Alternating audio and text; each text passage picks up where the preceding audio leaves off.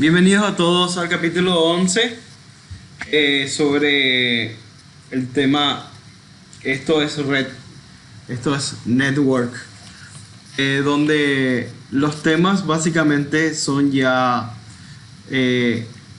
temas que nos fuimos abordando en todo lo que va en el curso, y acá vamos a cerrar los conceptos sobre esos temas que nos fuimos definiendo sobre cada una de los componentes, como por ejemplo los componentes de una red, por qué utilizar un modelo de capas, cuáles eran los modelos TCP y OSI, y la importancia del direccionamiento, ¿verdad?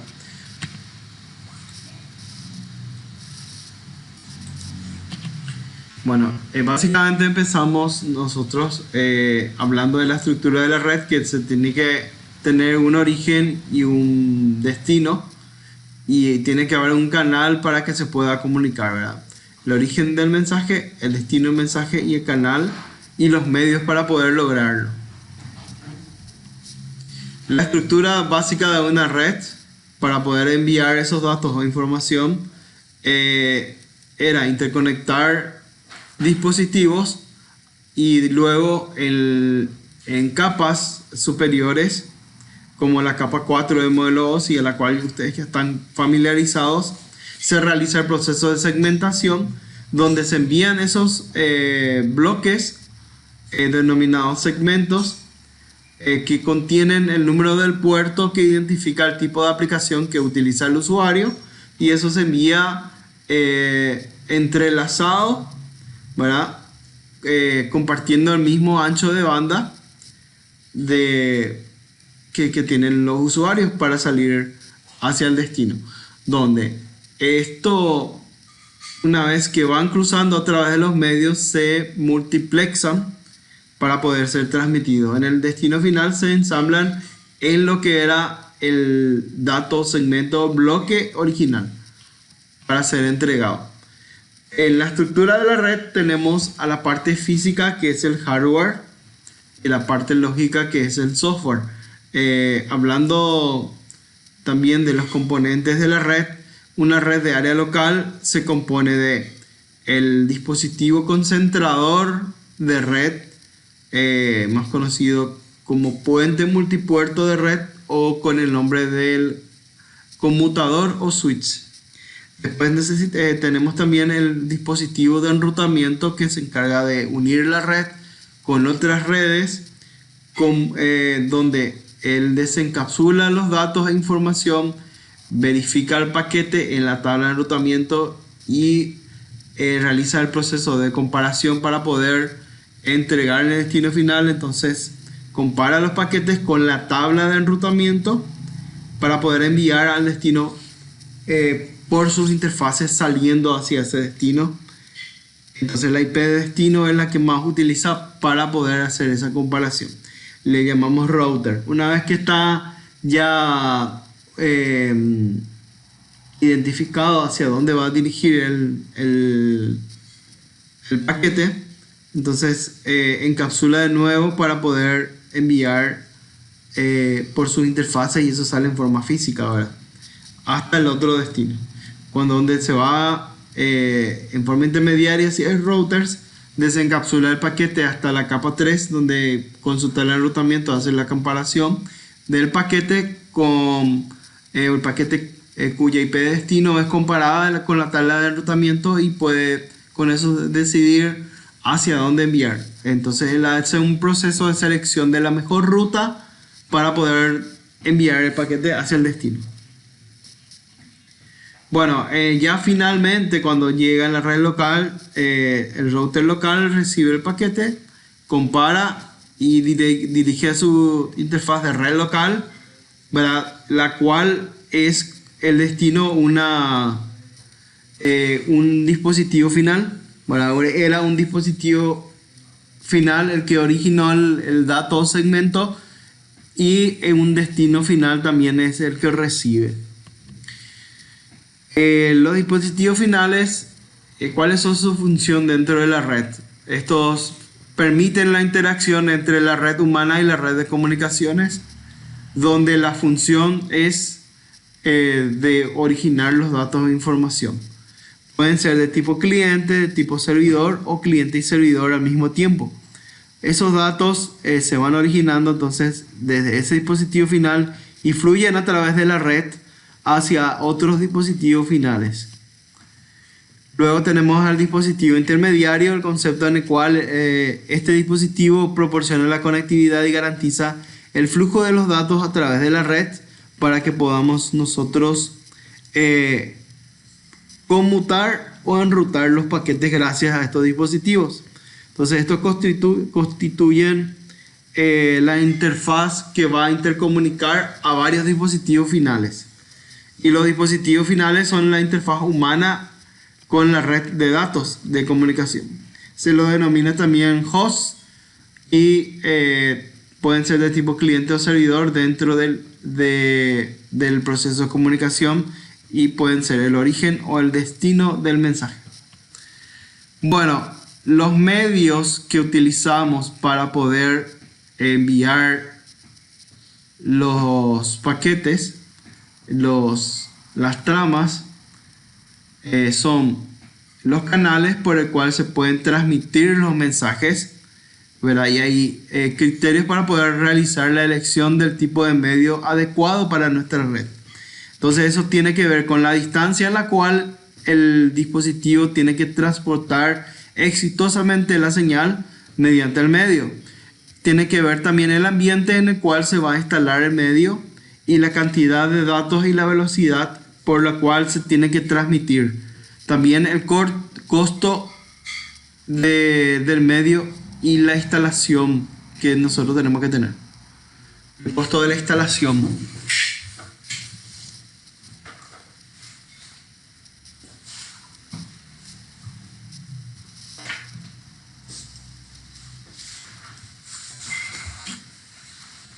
Bueno, los distintos tipos de medios pueden ser cable de cobre, tienen el cable de par trenzado más conocido como UTP. Después está fibra óptica, donde se transmite el haz de luz.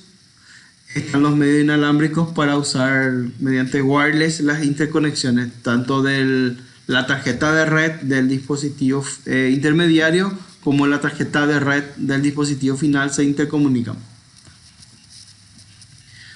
Los tipos de redes pueden ser la red de área local o LAN, donde se pueden interconectar los dispositivos a partir de lo que es una pequeña red, empezando desde la red hogareña hasta lo que es un edificio, un campus o una gran red. También tenemos las redes de área extendida, que son la unión de varias redes de área local geográficamente dispersas que están interconectadas entre sí. Después también tenemos a Internet, que es el entramado global de todas las redes, todo tipo de redes que están intercomunicadas. Utilizamos estos dispositivos, estas simbologías para poder identificar los dispositivos que utilizamos mucho habitualmente para diseñar las redes.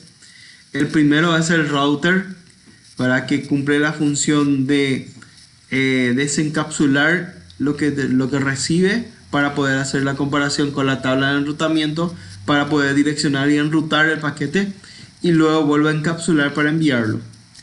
El switch, que desencapsula la trama para ver la MAC origen y destino para poder enviar hacia un destino físico. El hub, que interconecta directamente los dispositivos. El servidor, que brinda los servicios. Los clientes, que pueden ser computadora portátil o de escritorio.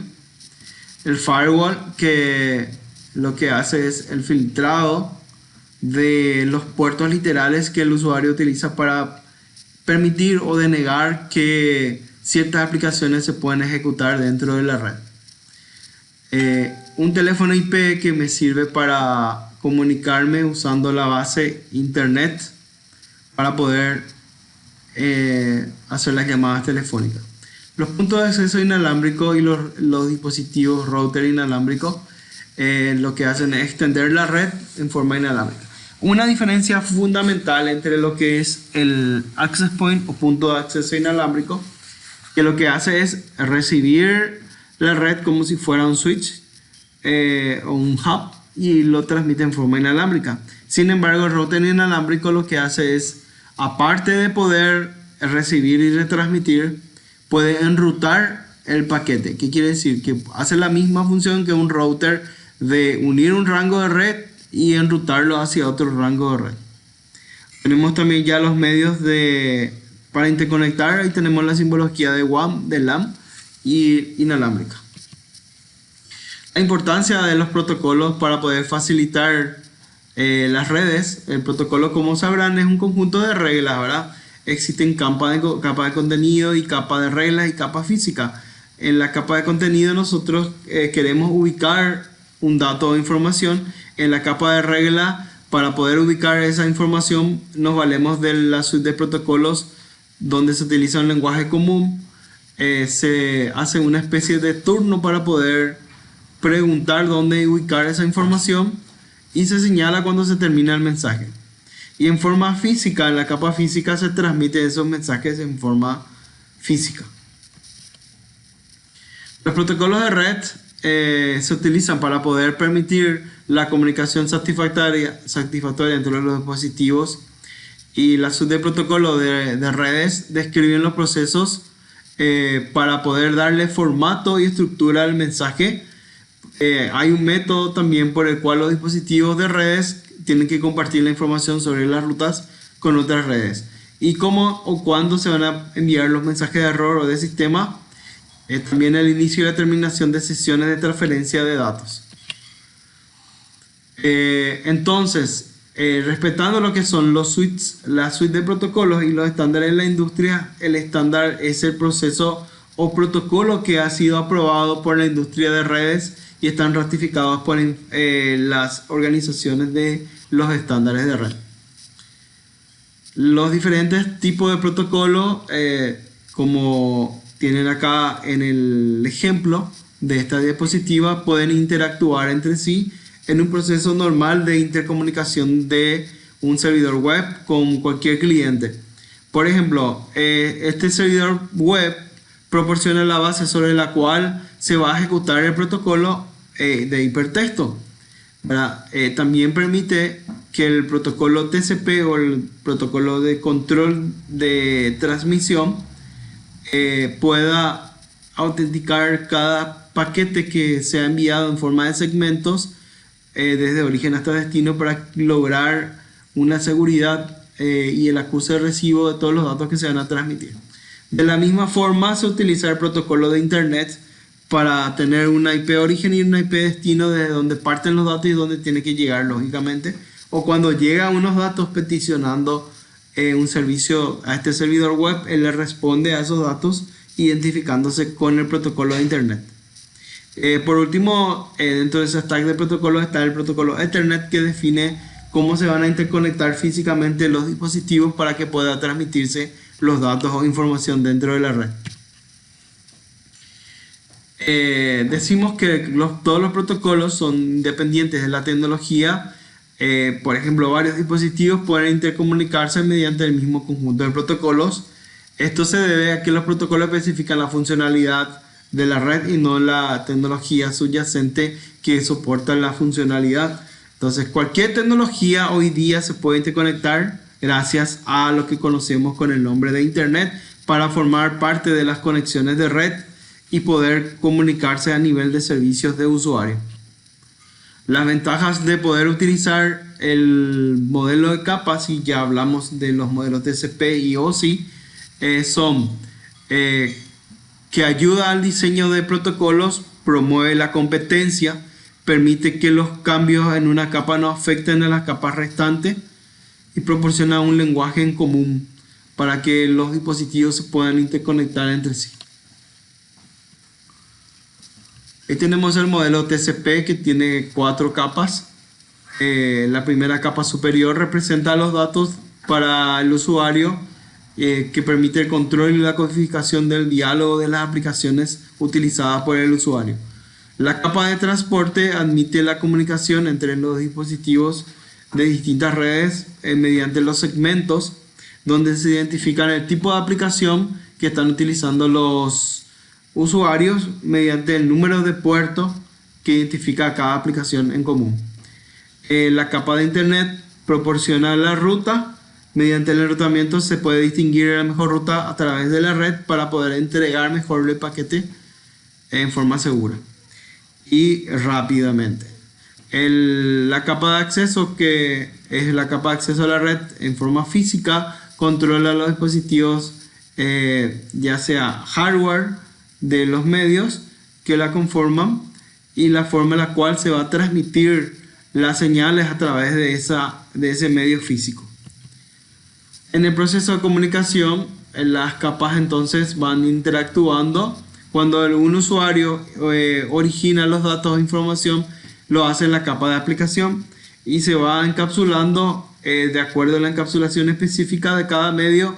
Va pasando capa tras capa hasta salir en forma física por la capa de acceso a la red y llega otra vez en una capa de acceso a la red para desencapsularse, para ir entregando en cada capa el control necesario y así lograr que lleguen hasta la capa de aplicación, hasta el destino, ¿verdad? La unidad de datos del protocolo, más conocida con el nombre de PDU, y las encapsulaciones nos permiten representar cada uno de los datos. La PDU específica de la capa de aplicación son los datos del usuario que nos permiten controlar y codificar los diálogos del usuario.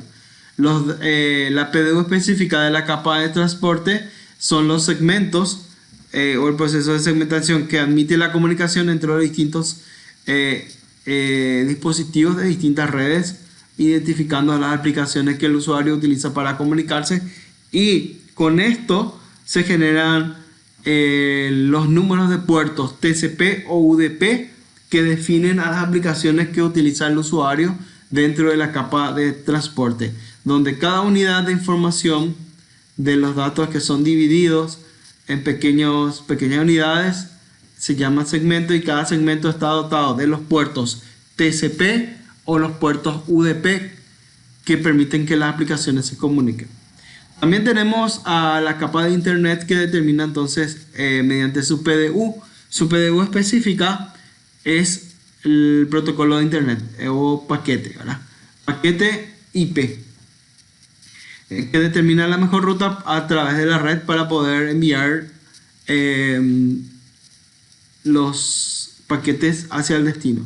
En la capa de acceso a red, la PDU específica es ya la transmisión física, ¿verdad? Entonces esto controla los dispositivos de hardware y los medios que forman la red.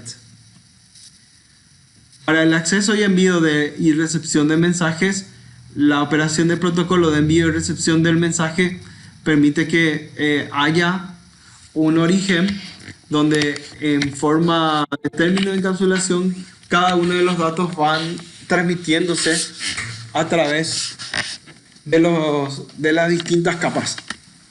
En las distintas capas entonces los datos se van encapsulando en su medio específico y se van transmitiendo hacia el destino final. Bueno, como sabrán, las distintas capas tienen su PDU.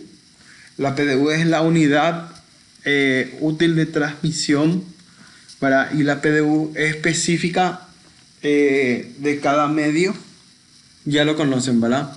Vamos a repasarlo. Lo que significa lo de la PDU específica de la capa de aplicación son los datos del usuario. La PDU específica de la capa de transporte son los segmentos, ya sea TCP o UDP.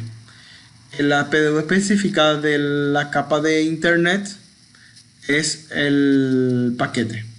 La PDU específica de los medios sería la trama de Ethernet, que está compuesta del preámbulo que contiene la MAC de origen y destino y los datos iniciales donde se inicializa la capa. Después tienen los datos encapsulados y después por último tiene el mecanismo de control o FSS, donde el tráiler la trama permite detectar errores para la transmisión, para que se puedan ahí detener las tramas y también se pueda distinguir de si hay un error o no en la trama para poder eliminar y no sea enviado. Bueno, los modelos de protocolo de referencia entonces nos proporciona ciertas informaciones para poder hacer un control efectivo en todo el proceso de que va pasando los datos o información. Entonces, el modelo de protocolo nos proporciona un modelo que coincide estrechamente con la estructura de suite de protocolo específica, y el modelo de referencia proporciona una referencia común para poder mantener la coherencia de los datos y los tipos de servicios de protocolo de red. Ahí tenemos la analogía entre los modelos OSI y los modelos TCP/IP, donde, como sabrán, las primeras capas superiores del modelo OSI representan a la capa de aplicación del modelo TCP. La capa de transporte es la misma capa de transporte, la capa de red es la capa de internet, y la capa de enlace de datos y física sería la capa de acceso a la red, si es que lo comparamos en forma de analogía.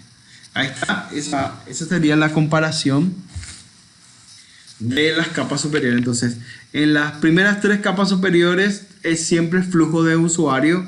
La PDU específica entonces son los datos.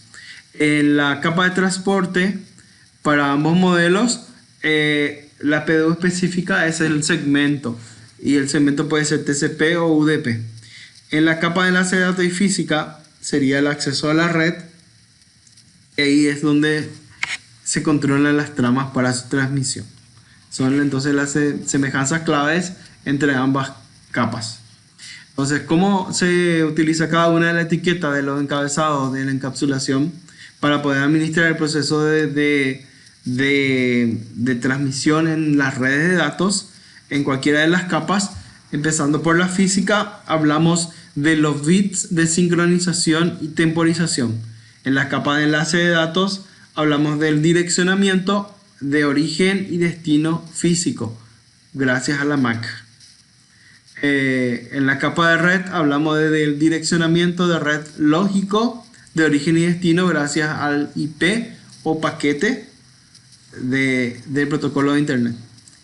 En la capa de transporte hablamos del número de procesos donde se identifican a los puertos origen y destino, que pueden ser TCP o UDP, y eso identifica a las aplicaciones que utiliza el usuario. Si el usuario usa una aplicación de navegación web, se identifican las capas, ¿cómo se llama? Los puertos 80 o 443, por ejemplo, y así sucesivamente dependiendo del tipo de aplicación que utiliza. Y en la capa superior entonces sería la encapsulación específica de los datos de aplicaciones codificadas que son origen o destino de cada usuario.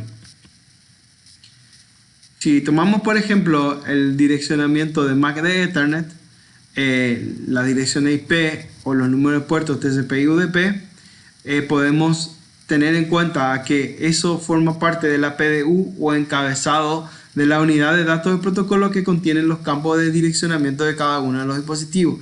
Entonces, cada dispositivo tiene sí o sí una MAC, que es la dirección física de control del acceso al medio, y podemos tener MAC origen y destino cuando se conmutan las tramas, ¿verdad? Podemos tener la dirección lógica de origen y destino, o sea, IP origen, IP destino, cuando se enrutan los paquetes. Y podemos tener los números de puertos TCP o UDP, origen y destino, cuando estamos hablando de la comunicación de los segmentos desde el origen hasta el destino. Entonces, cuando estas etiquetas de los encabezados de encapsulación se van distinguiendo, se utilizan para poder administrar las comunicaciones de la red de datos, distinguiendo el origen, que es la dirección de red de origen o la dirección física del dispositivo de origen. El destino, la dirección de red de destino o la dirección física del dispositivo que va interpretando y recibiendo para retransmitir los datos en forma física. Siempre entonces se colectan esos datos e información desde un origen hasta un destino. ¿Cómo se utiliza la información del encabezado? Siempre se encapsula para poder identificar a los procesos de origen y destino para el proceso de comunicación de datos. Cuando hablamos de servicio de transferencia de archivos, se identifica un número de puerto de origen y destino, ¿verdad?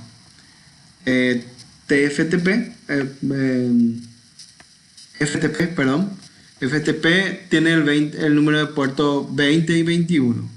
Entonces se identifica la aplicación que va a hacer ese proceso de FTP y los puertos 20 y 21 permiten que se vaya la información. El servicio de sesión de terminal también forma parte de las suites de cualquiera de los servicios que se pueden ejecutar a nivel de aplicación y genera también su número de puerto, origen y destino. Al igual que el correo electrónico, ¿verdad? Que genera, por ejemplo, el puerto 25, ¿verdad? Y el puerto 110. Bueno, en prácticas de seguridad, este capítulo especialmente nos toca, incluye el tema de asegurar los datos o la información mediante la forma segura SSH, donde podemos encriptar las contraseñas,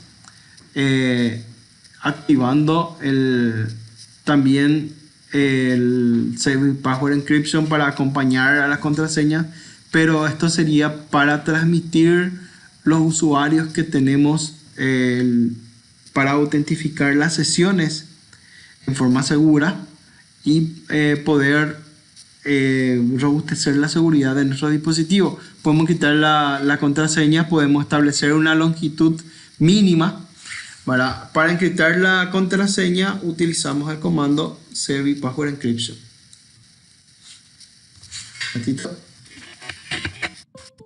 Entonces, el Save Password Encryption lo utilizamos para en forma de configuración global encriptar cualquier contraseña. Podemos definir que la longitud mínima de las contraseñas sea de 8 caracteres y cambiando eso a 10 va a ser obligado el administrador a que utilice 10 caracteres. Podemos bloquear los ataques de fuerza bruta de esta forma. Login block 120 después de 3 intentos en los primeros 60 segundos, bloquear 120 segundos sería. ¿Está bien? Se pueden utilizar los banners también, y también se le puede poner el tiempo de ejecución para la sesión remota. Con el exit timeout yo le estoy definiendo cuánto tiempo de ejecución se le puede dejar para esperar de que si el usuario dejó de utilizar, ahí es 10 segundos, ¿verdad? En 10 segundos, si deja de utilizar el dispositivo, se va a cerrar automáticamente. Y eso hay que grabarlo y dejarlo en la configuración activa del dispositivo. Una vez que yo ya active el Save Password Encryption, si yo le digo Show Running Config, voy a ver que la contraseña se encriptó con el mecanismo MD7. Por supuesto, como sabrán, el mecanismo MD7 no es tan seguro, por lo cual es recomendable usar el método del SSH para asegurar las conexiones remotas a nuestros dispositivos, no dejarlo abierto mediante, ¿cómo se llama? Telnet, y también utilizar usuarios y usar también la contraseña service, no Service Password Encryption, sino que usar el enable secret para que la contraseña secreta sea más robusta. Y definimos un username con una contraseña secreta, y en vez de utilizar una contraseña, y como ven ahí el password en BTI, se utiliza un login local para que busque ese usuario creado en configuración global con esa contraseña secreta para poder autentificar en nuestros dispositivos. Y eso va a ser mucho más efectivo en lo referente a seguridad, para poder encriptar la información y para poder tener el usuario más seguro dentro de lo que es nuestra información, de nuestro equipamiento, para poder acceder al mismo. Bueno, entonces para poder definir el SSH y habilitarlo, lo hacemos de esta forma. Primero tienen que tener, por supuesto, configurado el nombre del host. En este caso es R1, como lo verán ahí en la imagen. Y siguen los comandos. ipdomain para definir el nombre del dominio. Ahí se llama spam.com. Y luego generamos la clave de criptosistema RSA. En este caso, CryptoKey Generate RSA, ¿verdad? Y ahí podemos presionar Enter, salvo que queramos seguir el resto de los comandos. General Case Modulus 1024. Si presionamos Enter, igual nos va a pedir de ahí adentro del CryptoKey General RSA cuántos bits vamos a utilizar de módulos. Entonces ahí podemos elegir 1024 también. Una vez que presionen Enter, ya se define el 1024 bits de encripción dentro de este módulo para encriptar toda la información. Bueno, una vez que está generado, utilizamos el username, como les había dicho. Creamos un username. El comando es username, luego seguido el nombre de usuario, y la palabra es secret. Lo que hace es encriptar ese usuario en forma secreta con el MD5. Y para tener mejor seguro el acceso a nuestro dispositivo remotamente, le colocamos la palabra login local para que él se autentifique y busque este usuario. Solamente con ese usuario que está creado, él va a permitir que el dispositivo otorgue el acceso. Y la otra palabra, cambiarle el transport input por la palabra transport input SSH, que lo que hace es eliminar el acceso del transport input de Telnet y quedar solamente SSH en forma segura para que se pueda acceder. Luego se utiliza ya el comando así, sería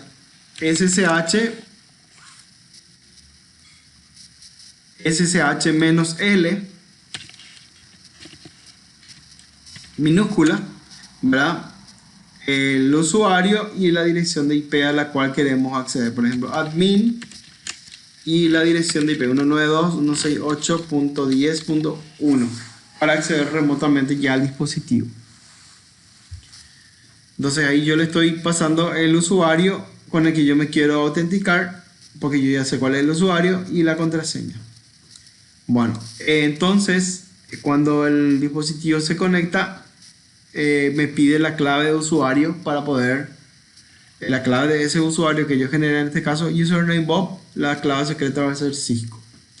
Para una recomendación que damos también es no utilizar la palabra Cisco como clave, ¿verdad? Porque las fuentes de ataque primero van a apuntar a probar, obviamente, un usuario admin o un usuario CCNA o un usuario Cisco con la clave Cisco. Bueno, íbamos con este capítulo bastante interesante, y continuamos con los segmentos de práctica ya para culminar el curso con las siguientes clases.